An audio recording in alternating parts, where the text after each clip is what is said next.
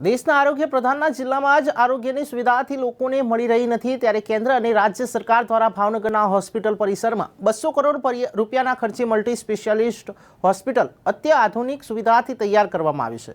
જે multi specialist hospital છેલ્લા 2 વર્ષથી લોકાર્પણની રાહે ધૂળ ખાઈ રહી છે, જેના પાપે હાલ તો દર્દીઓ સારવાર લેવા માટે અમદાવાદ જવા માટે મજબૂર બન્યા છે, જેના વિરોધમાં ફરી એક વખત કોંગ્રેસ દ્વારા ઉગ્ર વિરોધ કરવામાં આવ્યો છે।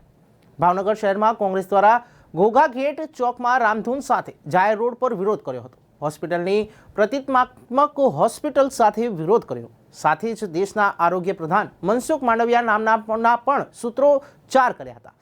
વિરોધ કરી રહેલા તમામ કાર્યકરોની પોલીસે ટીંગાટોળી કરી અટકાયત કરી હતી।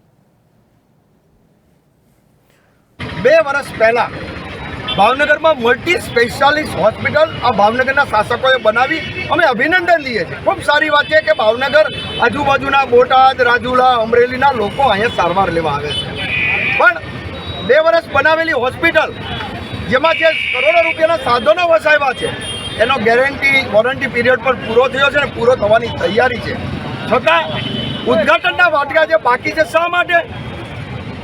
અમે વારંવાર રજૂઆત કરી, આંદોલન કર્યા, છતાં હોસ્પિટલ ચાલુ નથી કરતા। કમનસીબ છે ભાવનગરના આરોગ્ય પ્રધાન કેન્દ્રમાં આપણા બેસ્યા હોય અને હોસ્પિટલ ચાલુ કરવામાં ન આવે, શા માટે? અમારે 200 રૂપિયાની અમે મોડલ હોસ્પિટલ જો બનાવી શકતા હોય ને અમે સાથે ડૉક્ટર રાખી શકતા હોય તો તમે તો 200 કરોડના ખર્ચે હોસ્પિટલ બનાવી છે, શા માટે ડૉક્ટર અને સ્ટાફ નથી લાવી શકતા?